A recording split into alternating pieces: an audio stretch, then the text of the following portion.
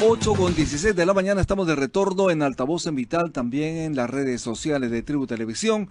Nos acompaña César Peirano, él es economista. Muy buenos días. Buenos días, mucho gusto. Bienvenido a Altavoz en Vital.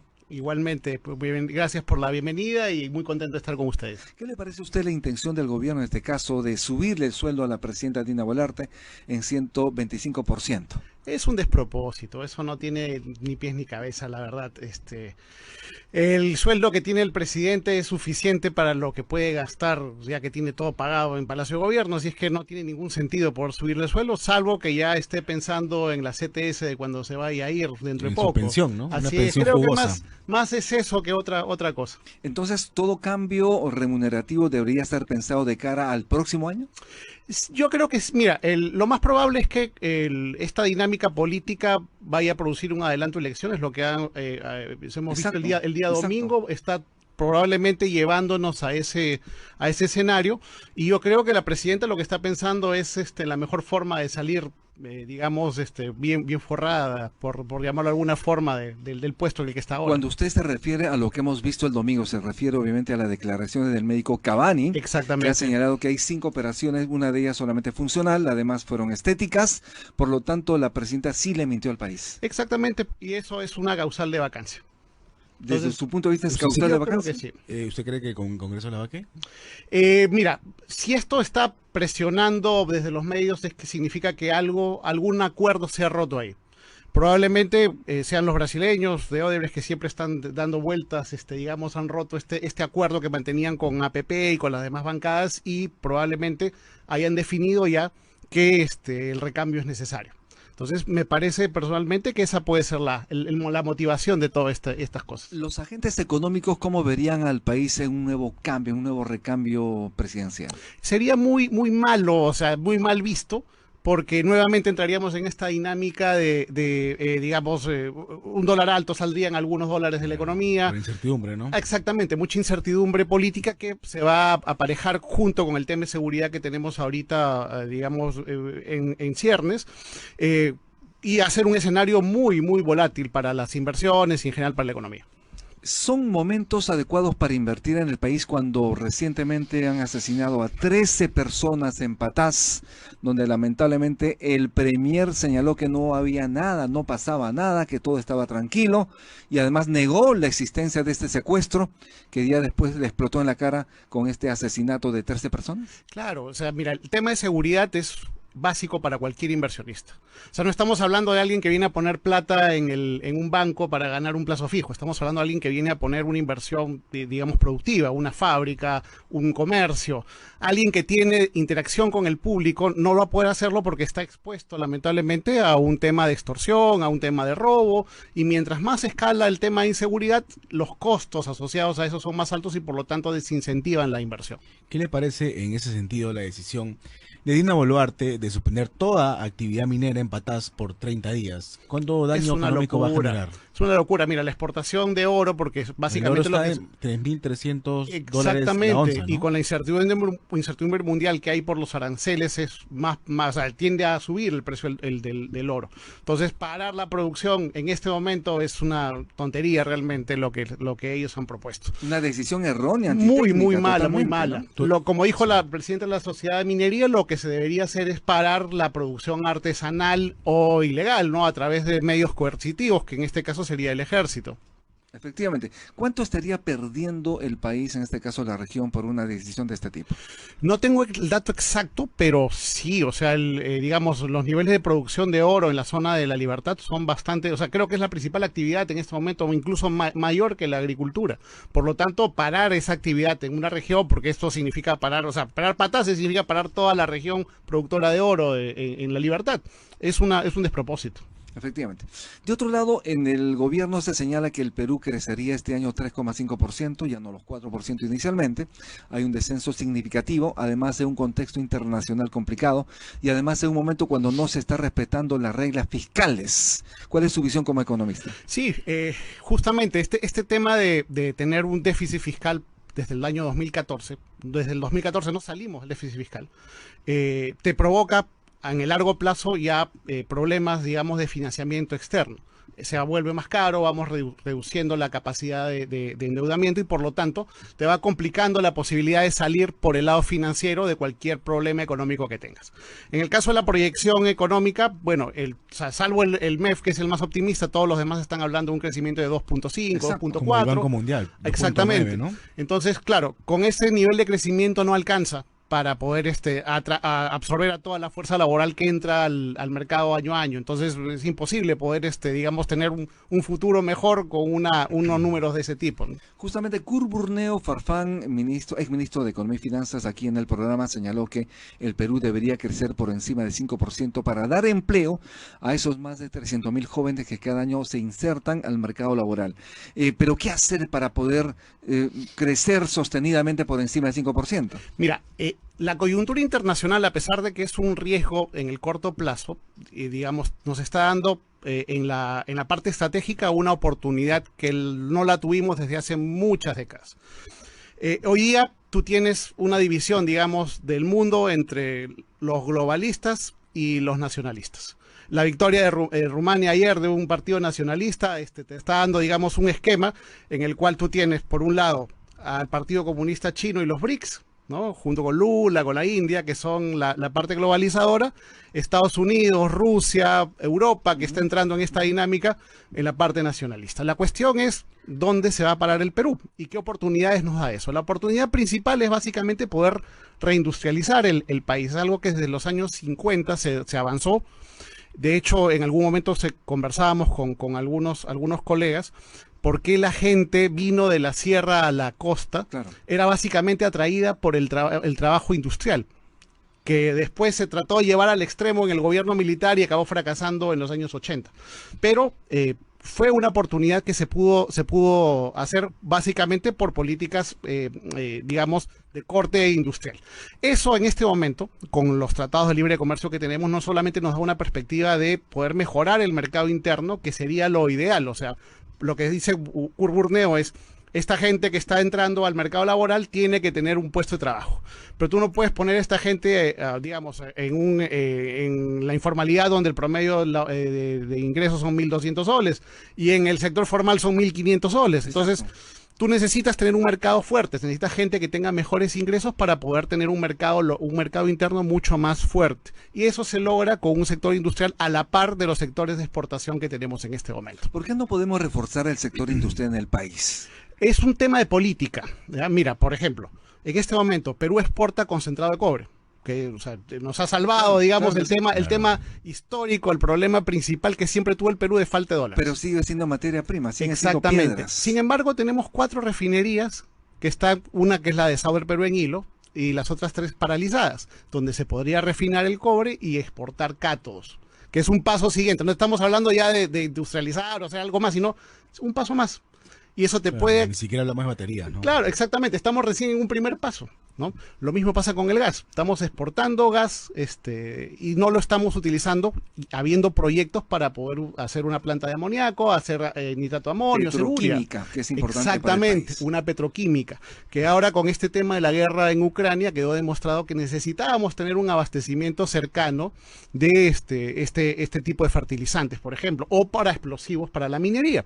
Entonces, hay un mercado local que está necesitando, digamos, producción nacional que no se está atendiendo. Igual pasa en el agro, o sea, por ejemplo, no sembramos maíz amarillo, toda la producción, digamos, o la expansión agraria se ha dado en productos para exportación, pero necesitamos maíz amarillo para alimentar a los pollos. Así es. Necesitamos trigo, ¿no? Entonces, digamos, hay muchas oportunidades ahí que están dando vueltas, que se pueden utilizar, que necesitan un impulso político, pero no una cuestión, digamos, mal hecha como la que hizo el gobierno militar, sino estratégicamente pensada, orientada a primero fortalecer el mercado interno y en segundo lugar a exportar productos con mayor valor agregado. Waldo Mendoza Bellido fue ministro de Economía y Finanzas. Él señaló lo siguiente: ¿a quién elegir el 2026? Para hacerlo, no lea su plan de gobierno porque es una pérdida de tiempo, señala él. Todos los planes de gobierno se parecen. Mejor hay que preguntar quién va al Banco Central de Reserva, quién va al Ministerio de Economía y Finanzas, quién va al Ministerio de Educación, quién va al Ministerio de Salud. ¿Por qué? tenemos que acentuar mucho la revisión de planes, pero también tenemos que pensar en las personas que van a dirigir el país. ¿Qué opinión tiene? Sí, es correcto. Mira, lamentablemente en esta dinámica económica de las últimas 2 décadas, hemos tenido un boom muy importante de precios de exportación, lo cual ha permitido un auge de la economía. Pero en la parte política, que es a lo que Waldo refiere, política no solamente económica, sino también la política, digamos, común y corriente, hemos llegado a lo mismo. O sea, tienes por un lado lo que se llamaba en los 90 neoliberalismo, que es el fujimorismo y otras pautas, la socialdemocracia que ha venido derivado en esta cultura woke y todo lo demás, que vienen en la parte económica siendo exactamente iguales. O sea, no tocan el modelo económico. En ese esquema, para ellos es suficiente lo que tenemos hoy. Y ese esquema te deja más o menos 30 o 35% de la población fuera del mercado. Claro. Por eso es el tema de los bonos. Por eso es lo que Waldo te dice. Waldo es un profesor en la Católica, así es que lo conozco muy bien cómo piensa. Ellos tienen en la cabeza, digamos, la fórmula de solución a través de bonos, no de trabajo. Y eso es lo que nos está faltando. Por eso te digo, revitalizar el mercado interno implica darle trabajo a la gente y dejar de darle bonos. Entonces, esa es la salida técnica más viable, o sea, y de largo plazo. Los partidos políticos deberían mostrar quiénes van a ser sus cabezas en el Banco Central de Reserva, Ministerio de Economía y los ministerios estratégicos. Exacto. En el caso del Banco Central, mira, la gente que está en el banco no debería ser tocada. O sea, si bien es cierto, Velarde tiene un trabajo de muchos años, tiene un equipo atrás que le da soporte y la política monetaria está, digamos, estable y se mantiene en muy bien manejada. El caso es el MEF, el problema es el MEF. Como te digo, desde el 2014 tenemos un MEF muy caviar, por llamarlo de alguna forma, que cree que endeudándonos vamos a solucionar los problemas del país. Y eso no es cierto, porque en algún momento hay que pagar esa deuda y cuando hay que pagar esa deuda, justamente son los tiempos de peores crisis. César Peirano, vamos a hacer una pausa. Estamos en Altavoz en Vital, también en las redes sociales de Tribu Televisión. Ya regresamos.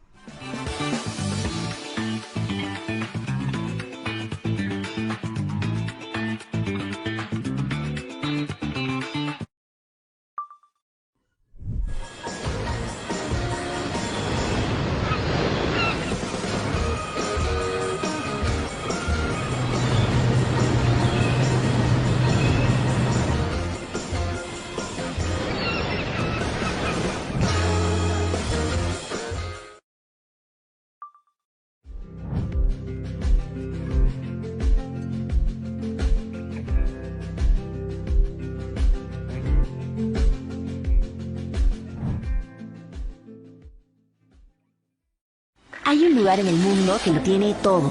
Tesoros conocidos y otros por conocer. Desde los majestuosos Andes, la cálida costa, hasta la exuberante selva amazónica. Nuestro país tiene un sinfín de riquezas únicas llenas de tradición, innovación e ingenio que nos enorgullece. Y un banquete de sabores que nos alegra el corazón. Te invitamos a un viaje donde exploraremos tesoros que quizás aún no conocías y que esperan a ser descubiertos por ti. Perú, país de dones infinitos. Mira esto, McKay. Deberíamos ir a ver. Sí.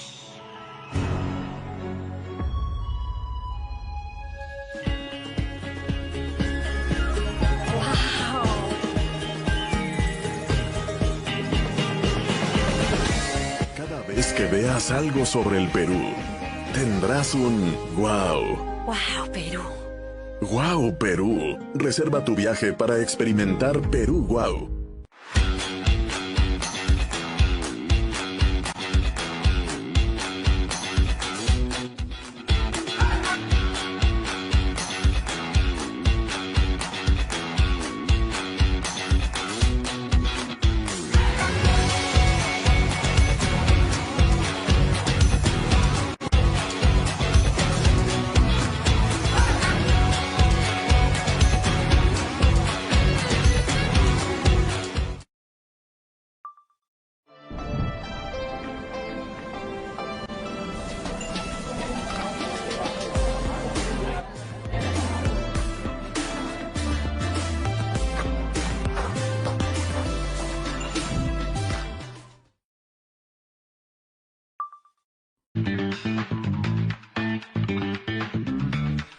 8:31 de la mañana, estamos de retorno en Altavoz en Vital, también en las redes sociales de Tribu Televisión. Estamos conversando con César Peirano, él es economista. En política monetaria nos va bien, no habría que cambiar gran cosa como lo señalaste al inicio, pero en política fiscal sí hay que hacer mucho, y en política comercial también. Sí, el tema monetario, el Banco Central lo viene manejando de muy buena manera. O sea, ahí no hay que darle mucha vuelta al tema. Ahora, también es cierto que la avalancha de dólares que hemos tenido por exportaciones y por inversión ha hecho que el tipo de cambio pues se maneje, esté bastante bajo. Sin embargo, hay una, digamos, no un problema, sino a futuro, una posibilidad. Como te digo, se necesita fortalecer el mercado interno, y para fortalecer el mercado interno tienes que tener una industria fuerte, y eso va a requerir un manejo del tipo de cambio diferente. Las industrias de la industria de exportadora necesita un tipo de cambio más alto contra la importadora, que necesita un tipo de cambio más bajo. Por lo tanto, el arbitraje, el Banco Central ahí va a ser muy importante. Y en política comercial es importante porque, como sabemos, tenemos avanzado ya varios acuerdos comerciales. Hay una negociación con la India, importantísimo. Estamos hablando de un mercado de 1.500 millones de habitantes, no es poca cosa. Claro. Y obviamente habría que avanzar mucho más frente a, además, una estampida y una complicación internacional debido al anuncio de arancel y otras cosas más por parte de Estados Unidos. Exactamente. Entonces, tú tienes ahorita por parte de Estados Unidos, que es uno de nuestros principales socios comerciales, una política arancelaria, que por lo que veo es una cuestión negociable. Mientras tú te acomodes a sus intereses, vas a tener, digamos, algún tipo de privilegio. En el caso, por ejemplo, de Argentina, le acaban de dar un crédito al Fondo Monetario porque su tema económico no ha estado muy bueno, pero dentro de las condiciones que le han puesto, y tú sabes que el Fondo Monetario lo maneja Estados Unidos, básicamente es salir del swap chino de 18.000 millones de dólares que tienen ahí. Exacto. Entonces, claro, la ayuda y la política de Estados Unidos no viene gratis. O sea, digamos, te pongo aranceles de los negocios si es que tú me das algo. ¿Qué cosa puede tener el Perú en el caso de una negociación así? Básicamente, yo creo que lo que nos van a pedir es limitar la presencia de las inversiones chinas en el Perú, como lo que ha pasado en el puerto de Chancay, como lo que ha pasado en las eléctricas. Yo creo que va a venir por ahí el tema. En algún momento hay que estar preparados para ese tipo de negociación. Importantísimo. ¿Crees tú que al Perú le abre una oportunidad, digamos, tener mayores mercados con quienes negociar, a quienes vender nuestros productos, en momentos cuando Donald Trump le dice, señores, solo vas a tener 10% de aranceles? Sí, o sea, digamos, ahí Perú, por ejemplo, debería tener un papel mucho más preponderante, que es llevar la oferta exportable Perú no solamente al mercado americano, que ha sido el principal que nos abrió las puertas del mundo, sino ya a otros mercados como Europa, Asia, incluso África, ¿no? Y un paréntesis, desde el Congreso le quieren cortar el presupuesto a PROMPERÚ. Es una locura, pues es justamente lo que necesitas ahora para poder hacer, incluso para el turismo, ¿no? O sea, el flujo de turistas ha bajado muchísimo después de la pandemia. Se tiene que recuperar eso, y no solamente recuperarlo, sino mejorarlo para poder traer mayor cantidad de turistas al país. Desde tu visión de economista, ¿qué debería estar inmerso, implementado, en todo caso, escrito sobre blanco y negro, en los planes de gobierno de los partidos políticos, mira, en materia económica? Sí, hay dos cosas. Una de las cosas que la Constitución del 93 puso en blanco y negro y que se ha mantenido es la autonomía del Banco Central. Eso tiene que ser respetado por todos. Y otra cosa más que yo pondría sería la prohibición del endeudamiento público para gasto corriente. Okay. Eso se tendría que eliminar de raíz. Debería estar escrito en piedra. Por supuesto, a nivel constitucional y al mismo nivel que la autonomía del Banco Central. Pero además de eso, ya no tan radicalmente, pero sí se debería, digamos, llegar a un consenso estratégico de hacia dónde quiere ir el Perú. Tener muy claras las metas. Como te digo, o sea, fortalecer el mercado interno en este momento es crucial para el desarrollo del país, no solamente para poder tener, digamos, un crecimiento en cuanto al empleo, sino también un crecimiento sostenido de la economía. ¿Cuáles van a ser los mercados objetivos? O sea, ahorita lo que está pasando es que estás retrotrayendo un poco la política comercial o el comercio mundial hacia cadenas de abastecimiento más cortas. Ya no son cadenas largas, ya no es China, ya no es Estados Unidos, sino son cuestiones regionales. ¿Cuál es nuestro mercado regional? ¿A dónde podemos dirigir la producción industrial que vamos a tener? Ecuador, Bolivia, el norte de Chile, Brasil, en la parte que colinda con la selva peruana, Colombia, o sea, ¿cuáles son las oportunidades que tenemos? Argentina, ahora que está en un proceso de desindustrialización, nos puede permitir a nosotros tener un mercado interesante, porque estaba viendo que están trayendo limones desde Egipto. Entonces, claro, hay una serie de oportunidades ahí dentro de la región que nos pueden permitir tener un mercado ampliado que puede resultar interesante para el desarrollo comercial. Así es. Bueno, no tenemos tiempo para más, César Peirano, muchísimas gracias, pero gracias. antes de Gracias a ustedes. irnos, es importante tu recomendación a las mamás, a las madres de familia, como sabes perfectamente, el domingo es el Día de la Madre, y es importante cuidar el bolsillo también, Así es. celebrar, pero también cuidar el bolsillo. ¿Cuál es tu recomendación a las familias en cuanto a su economía? Bueno, a las familias, básicamente que no se endeuden tanto, celebren todo lo que puedan, pero vayan controlando su deuda. Uno de los problemas que hay principales en las familias peruanas es el sobreendeudamiento que hay. Exacto. Entonces, que cuiden su deuda, que cuiden sus tarjetas de crédito y vayan saliendo y traten de generar mayores ingresos paralelos para poder tener una salida de ese problema en el Pero mediano siempre hay plazo. opción del ramo de flores, siempre hay opción de la Claro, por comidita, del supuesto. almuerzo familiar, pues, ¿no? Pero controlado tiene que ser. Ya no puede ser tan opíparo como era antes. Bien, muchísimas gracias, César Peirano, por estar en Altavoz en Vital. Gracias a ustedes. Haremos una Gracias. pausa, estamos en Altavoz en Vital, regresamos de inmediato.